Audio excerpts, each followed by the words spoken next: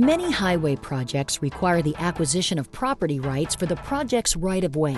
Right-of-way activities may occur during any phase of the project development process, which includes the Planning, National Environmental Policy Act, or NEPA review, design, right-of-way, and construction program areas. These phases often overlap, and right-of-way regulations govern the right-of-way activities that occur in these program areas. Since each project is unique and laws vary from state to state, understanding your state laws and the federal regulations before you start your project development process will help to ensure a successful project. Let's look at the project development process to see how right-of-way activities may be involved. During the planning phase, an agency identifies the need and purpose for a project and determines its feasibility. A project's feasibility is based on input from transportation planners, engineers, right-of-way specialists, environmental specialists, and the public. An agency must also determine what priority to give a project and how to support it financially. Often the project's preliminary engineering phase will begin before the planning phase is complete. The NEPA process is one of the main activities of the preliminary engineering phase to assess the project's environmental impacts and obtain FHWA approval of the project's environmental document. To be eligible for federal right-of-way funding, a project must be consistent with the long-range plans that provide a comprehensive blueprint for state transportation needs 20 years into the future.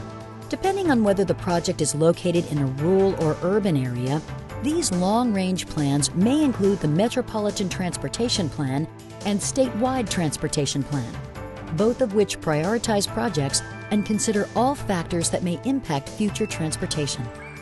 In addition, two short-range programs, the Statewide Transportation Improvement Program, STIP, and the Transportation Improvement Program, TIP, include state projects that are expected to receive federal funding within the next 4 years.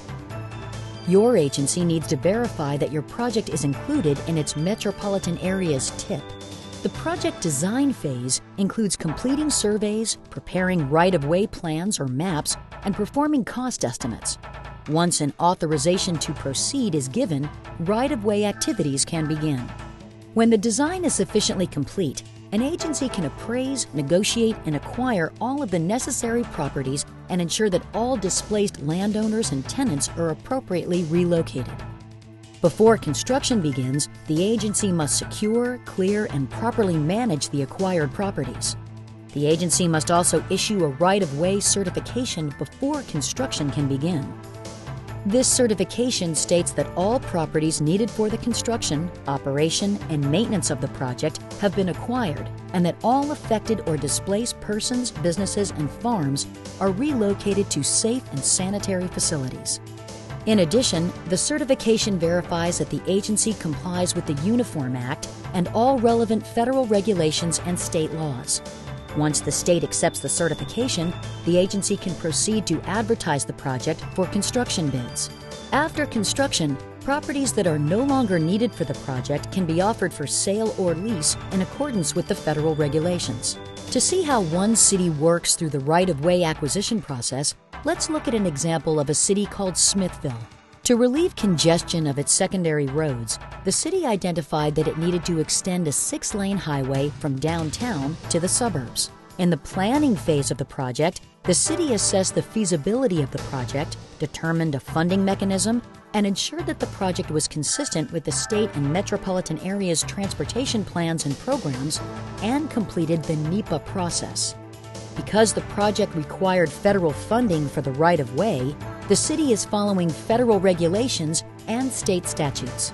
In the design phase, Smithville completed the surveys, prepared right-of-way plans, performed cost estimates, and determined which properties to acquire for the project.